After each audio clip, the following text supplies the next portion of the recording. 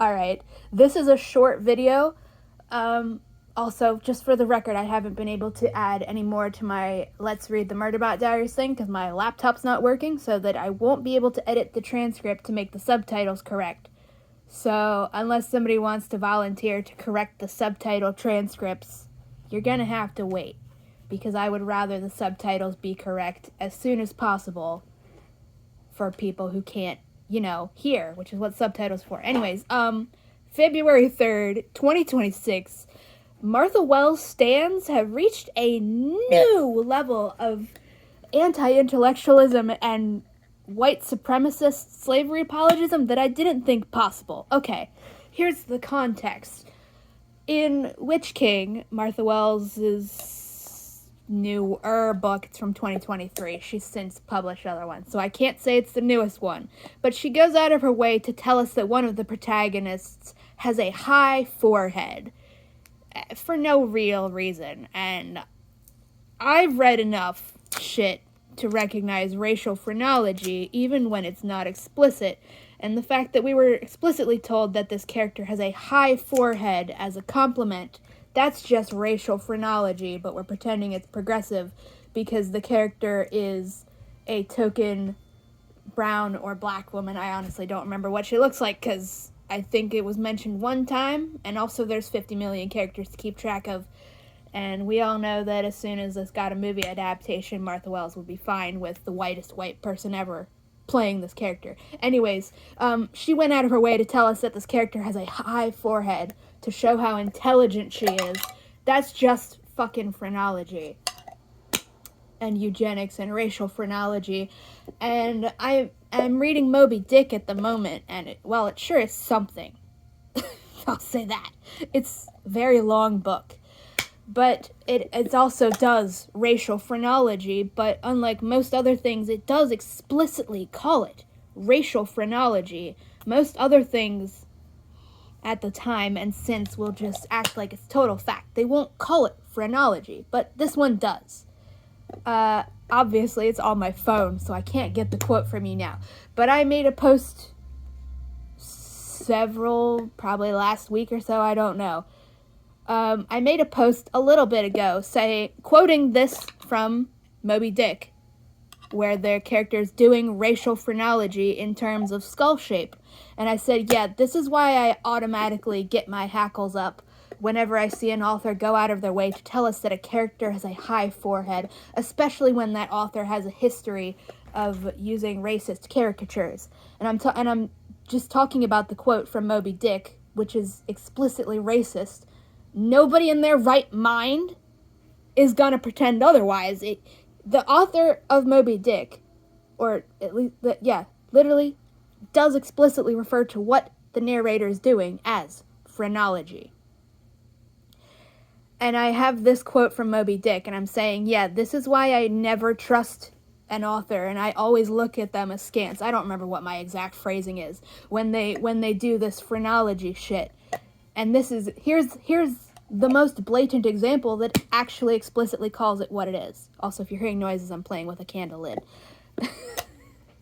Let me put that down. Okay, so that's a post. It's me talking about the fact that Martha Wells used racial phrenology in Witch King, and along with her history of using racist caricatures in other ways in her writing. Chicken!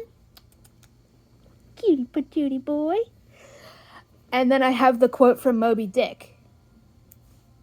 And right now, February 3rd, 2026, for posterity, some person is trying to argue with me that the Murderbot Diaries isn't doing slavery apologism, and first of all, they start off by claiming that the Murderbot Diaries, which is explicitly about and literally about slavery, they're claiming it's not about slavery whatsoever. And not every depiction of slavery is about black people. It's not always about race, pulling out all that bullshit. And then they're also casually misgendering Murderbot, the literal protagonist, by using she, her pronouns.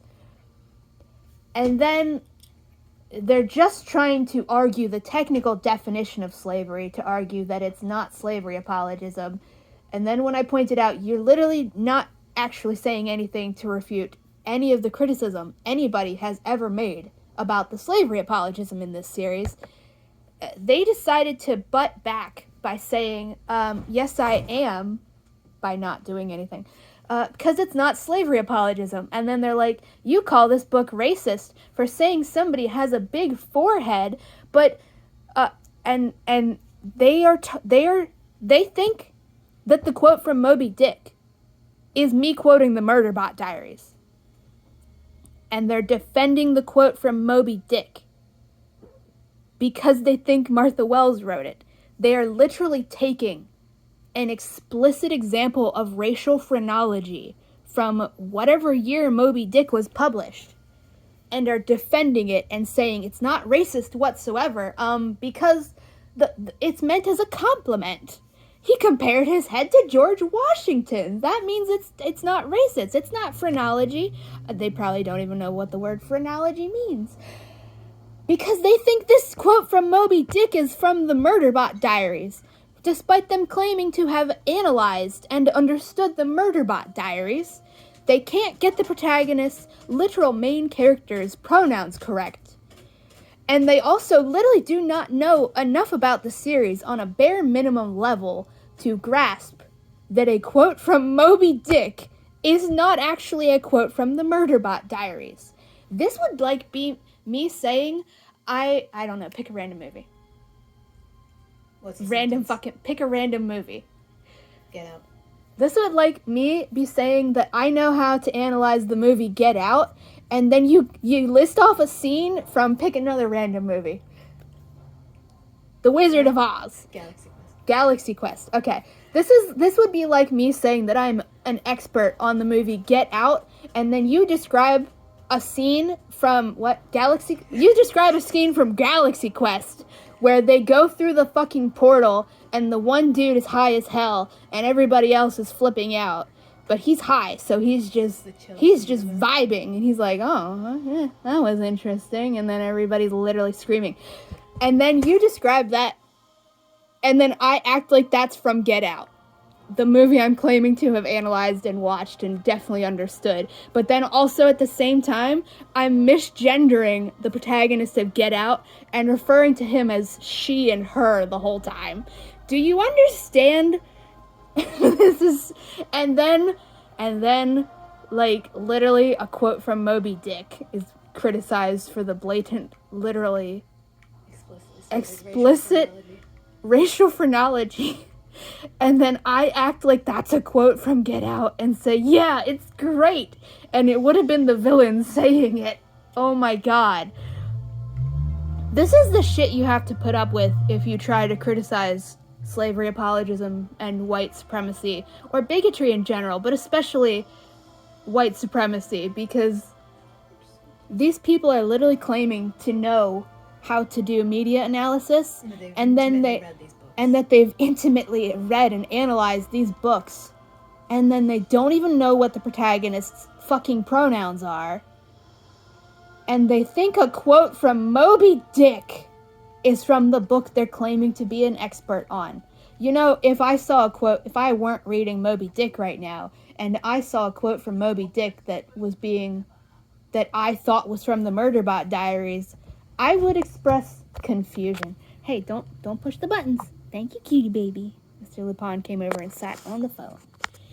Just don't push the button. Alright, you can come here. Thank you. Oh, it says storage low. Tap to manage. Fuck you, phone. Not you, cutie pie. Yeah. This fandom is so racist that they will literally defend racism from the 18 whatevers of explicit racial phrenology because they think that that's a literal quote from the Murderbot Diaries, which they're claiming to be an expert on. They literally have no fucking clue what they are talking about and think they're qualified to speak. Bye. It's gonna overload the storage because it sucks.